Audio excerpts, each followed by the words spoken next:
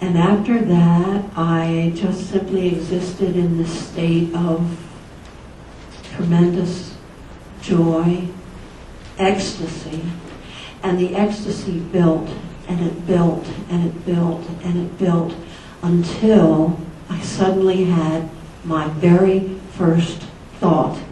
Because all of this other, there was no thinking going on at all. I was like a receiving station. I just simply took in everything that was happening and everything I was learning without any editorializing going on at all.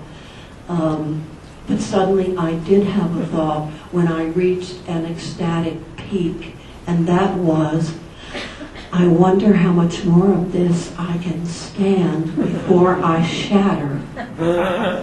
And immediately it was like somebody somewhere said, honey, we don't let you shatter, because the intensity of the light began to diminish. I began to come down from this incredible oneness with light and love. And for a few seconds after I came down, I couldn't remember why I was there, who I was, what had gone on. I think it was an absolute example of something blowing your mind, because for a few seconds my mind was blown. But then, within what felt like seconds, I found myself standing in a beautiful green meadow, and I immediately was back to knowing I was me, and I have died. I mean, I immediately was back with the circumstances again. And this meadow was everything that you have ever heard a near-death experiencer talk about. It was glorious. It was a sea of wonderful, incredible flowers, flowering bushes, flowering everything, and not just in the colors that we know, but colors that I had never ever seen before. And I can still remember my incredulousness and thinking, I thought I had seen all the colors. My gosh, I had only seen some of the colors.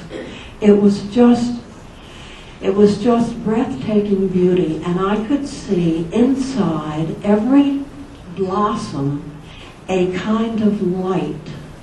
And I guess it was probably the light force, maybe, that I was seeing in all these blossoms, because it was a soft and wonderful light flowing out from everything. Well, I spent some time, looking at all of this and wondering at it. And then, how much? 1 minute. Oh, honey, we haven't even gotten there. Maybe you didn't warn it. Just keep going for the moment. Okay. I looked up. I looked up and I saw that there was a low ridge or hill, about as far from me, it seemed, as from here to the back of this room. And there were maybe 18, 19, 20 people standing there. And I immediately thought, oh, wonderful, I want to talk with them. And then I found that I was there. There was no memory of my having to walk all the way there, climb the hill a little. I think it was an instant teleportation. Well, is that the word I want? Transportation, anyway, to this little hill. And 3 of the men who were on the hill came down a little ways, and we met. The people were all dressed in beautiful robes, just the very simplest kind of, no ornamentation, but in these wonderful colors. And everybody on the hill was dressed exactly the same way. The 3 men who came to greet me One man did all of the talking. He was taller than the rest by probably 6 inches, had a face that was the most extraordinarily spiritual, grace-filled face I have ever seen. I did not think to myself, oh, this must be Jesus or Peter or Paul or anybody. I just simply recognized that he was a spiritual authority and I could trust this person, whatever he said. I said to him, I know what has happened to me. I know that I have died.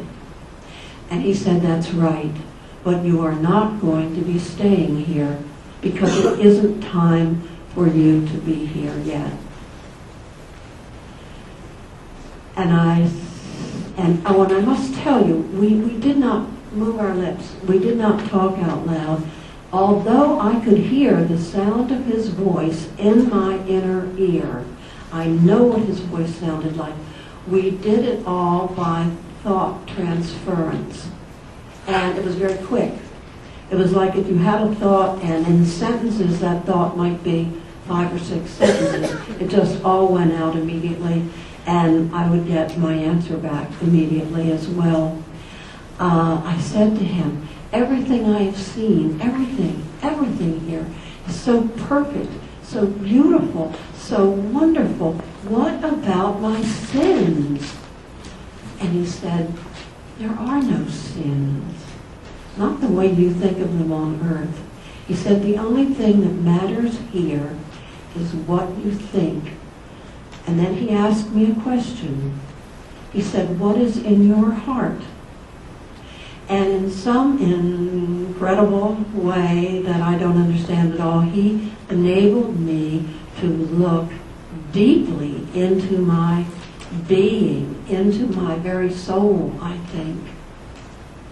And what I saw there was pure, perfect love. And I knew that that's who I was. That's who I am. I am perfect love. We're getting into